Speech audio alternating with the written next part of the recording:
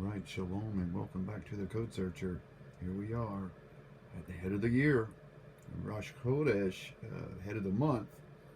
And some of you are asking, are we adding a 13th month this year to the calendar? And why would we do that anyway? Well, I'll tell you why. And I haven't had to do it before. Many of you know, I've talked about not having to add anything yet. And this is my 7th year. And now it looks like we are adding another month to this thing. And here's why. Because Yahuwah's calendar is an agricultural calendar, you guys. We can't just count without any regard to the crops that have been planted. We're talking about barley and wheat. Right now, barley is in the ground. Wheat hasn't even been planted yet. They're preparing to plant wheat, which will be harvested in the summer. Now, why is this significant? Because Yahuwah's calendar are interwoven into the agricultural, right? On both ends. On the Passover end and Shavuot end, it's a celebration of the harvest. On the Passover end, you're doing a barley sheaf wave offering. On the other end, at Shavuot, what are we waving? We're waving loaves of bread, the finished product of the wheat harvest. Okay? So this count has to do with agriculture. We cannot ignore that. So we get to the head of the year now, right? And what do we see in the fields with barley? Is barley anywhere near ready to be observed as ripening? Well, let me show you something, what barley looks like right now in the field. And this is a current field, okay? This is a current barley field. As you can see there, barley on, I'm the second viewer of this, February. You see what it looks like? And guys, this is, listen, barley everywhere. It looks like this. There's no barley that's more advanced than the other. And the same goes for wheat. In the what they call the crescent fertile, the fertile crescent, or the grain belts that go all the way around the world. It's the same planting seasons. It's only different in the other hemisphere. But for the northern hemisphere, we're talking about same planting seasons. You guys, so this is what the barley looks like. It is going to take another month to get to the point we need it to be. So we can't ignore that. We can't just start the year now and expect Passover to line up to get a sheaf, a waif offering, if we don't observe the barley correct. Someone said, well, show me in the scriptures where we're supposed to observe the equinox. Well, look, here's the deal, folks. In ancient times, when everyone is on an agricultural calendar, it's common knowledge back then. You didn't have to tell everybody, okay, we're going to observe the equinox or the solstice. It's common knowledge. And furthermore, pagans had nothing to do with the stars, you guys. The equinox and the solstice is all Yahuwah. He created these things. This is when the light changes. We go to longer days, shorter days, okay? It tells the plants when to start growing, when to start fruiting, and all this kind of things. You'll see blooms on your peach trees. It's because the sun told it to bloom. You understand? So we can't separate the calendar from the agriculture. If you do that, you'll end up with the wrong days for sure, you guys, because Yahuwah connected these two from the beginning.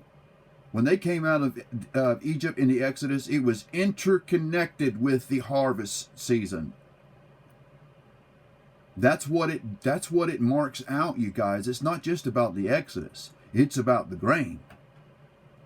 And Yahuwah was introducing this cycle to them at Sinai.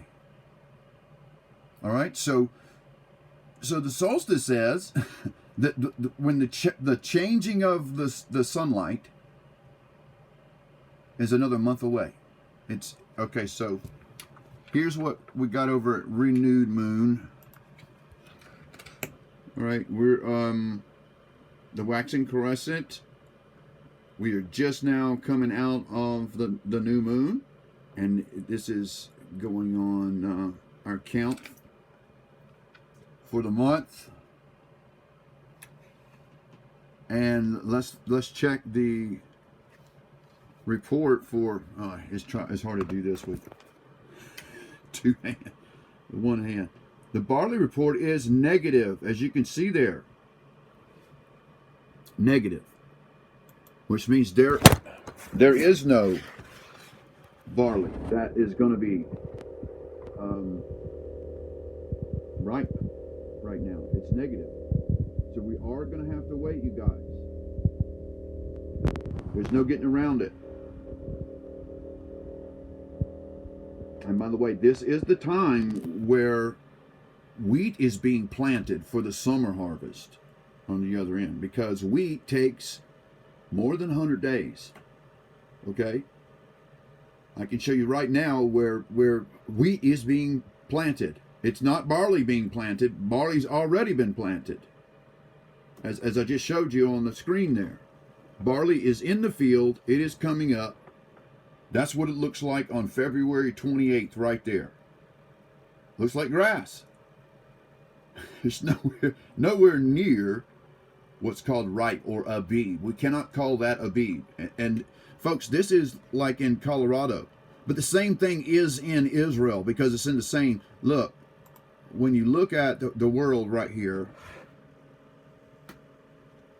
you guys,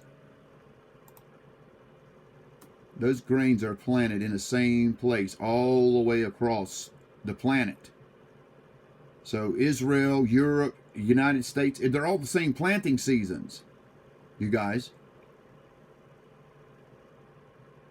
We get the same sunlight. We get the same moon. It's all in this. There's a ribbon that goes all the way across the earth, all the way across here. This is where grains are planted in the northern hemisphere, right? So it's going to be the same. What they're doing in Colorado is going to be what they're doing in Israel. You don't have to look at Israel, guys. You can look at Colorado. You can look at Kansas. They're planting at the same time. That's a fact. If you're going to understand these calendars, you got to understand the agriculture behind it. You can't separate it. Yahuwah made it that way, you guys. All right, so I just wanted to share that with you, bring you up to date. I know some of you are kind of struggling to keep up with the calendar, and with all the stuff going on in my life, I haven't been the best teacher for you guys. We should have been covering this for the last 3 months, but as you know, I've been on the threshing floor and things happen. I haven't been there for you, and I'm so sorry about that. But here we are at the close of the year. We are going into ADAR 2. That means we're adding this next year. We have to. To get the right barley, you guys, we have to add these days. Okay, so ADAR 2 is necessary. We cannot separate Yahuwah's calendar from the planting and harvest seasons. That's what the feasts are about, you guys. Both of them.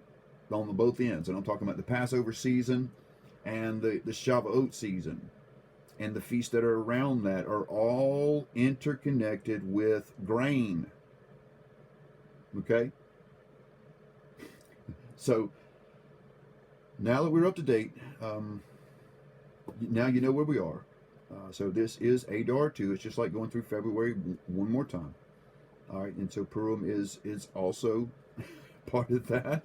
The Shabbat Zakor, the Shabbat to remember for always, which is the 13th, 14th, and 15th of ADAR, is the only 3 days on the calendar that are continual Shabbats. 3 days. You won't find that anywhere else. And that is Esther chapter 9, when this is enacted by Yahuwah. This is not Talmud, you guys. This is Yah. Purim was instituted by Yah. And you can find it in Esther 9. All right? So, with that said, I'm going to close right here. Just a reminder to those of you that are interested in the school, we are collecting a roster right now. And if you've emailed me already, I have your number. Just stand by. I haven't started calling anyone yet because we're all going to start on the same day, you guys. We're all starting at the same place, okay? And we're going to be starting with vocabulary, focusing on vocabulary first and building that foundation. And then we're going to jump right into codes. I'm going to put you right into some code programs, and we're going to hit the ground running. All right, so if you're interested in codes and learning some Hebrew, email me at the email below. And when I get my roster full, I'll start calling everybody, and we will begin classes. Okay? So if you're interested in that, please contact me. If I haven't contacted you yet, don't worry. I have your number, and I will be getting to you. I am off of Facebook right now, so if you guys want to contact me, you're not going to be able to do it on Facebook.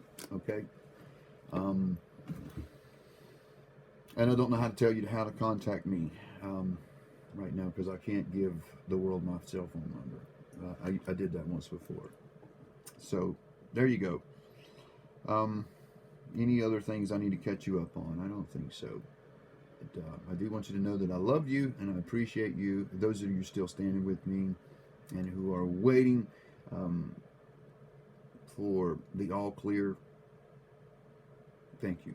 Thank you for standing with me. May Yahuwah bless you and keep you. And even those that did not, that walked away, may Yahuwah bless you and keep you as well. There's no hard feelings at all. Just made known very clear who's who and who is not. And so it's all good. Shalom to you. May Yahuwah bless you. And listen, thank you for those who are supporting and helping out with donations. That means a lot, and I couldn't do it without you guys. Thank you. May Yahuwah bless you. Shalom.